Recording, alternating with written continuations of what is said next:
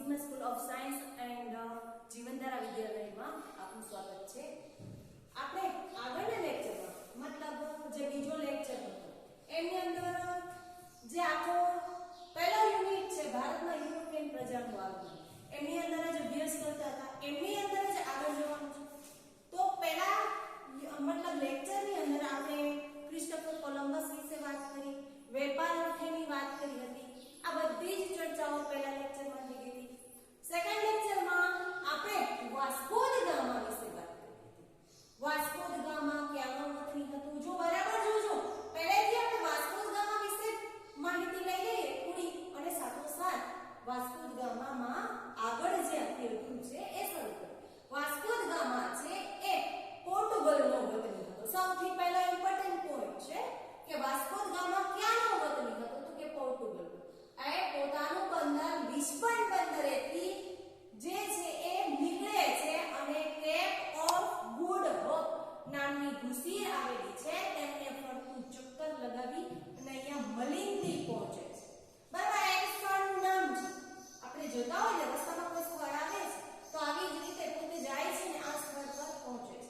ક્યાં ઠીક એ હિન્દ મહાસાગરમાં પ્રવેશે છે ત્યારે એમની મુલાકાત મોહમ્મદ ઇબ્ન મજીદ નામના જે ખલાસી છે હોય છે એમની સાથે થાય છે. તો આમની મદદથી હિન્દ મહાસાગરમાં થઈ અને ભારતમાં કઈ રીતે પ્રવેશવું તો આમના વિશેની માહિતી આ ખલાસી એમને આપે છે. હિન્દ મહાસાગરમાં થઈ અને ભારતમાં વેપાર અર્થે તમે પહોંચી શકશો આવી માહિતી છે એ આ મોહમ્મદ ઇબ્ન મજીદ નામનો ખલાસી આપે છે. મતલબ એ પોતાનું બંદર લઈ અને હિન્દ મહાસાગરમાં પ્રવેશી સૌથી પહેલા કાલિકટ બંદરે પહોંચે છે. બરાબર જોજો, કાલિકટ બંદરે પહોંચ્યો છે. બરાબર, ત્યાં કાલિકટ બંદર આવેલું છે. નકશાની અંદર બરાબર માહિતી મેળવવાની. કાલિકટ બંદર આવેલું છે. હવે આપણે વાત કરી હતી એ જ પ્રમાણે કાલિકટ બંદરે આવે છે તો તે દિવસ કયો હોય છે તો એ ખાસ યાદ રાખવાનું છે. ખાલી જગ્યામાં, વિકલ્પમાં અને પ્રશ્ન ત્રણેયમાં આવે છે. 22 મે 1498 ના દિવસે એ કાલિકટ બંદરે પહોંચે છે. જ્યારે એ કાલિકટ બંદરે પહોંચે છે ત્યારે આનો રાજા કોણ હોય છે? જામોરિન.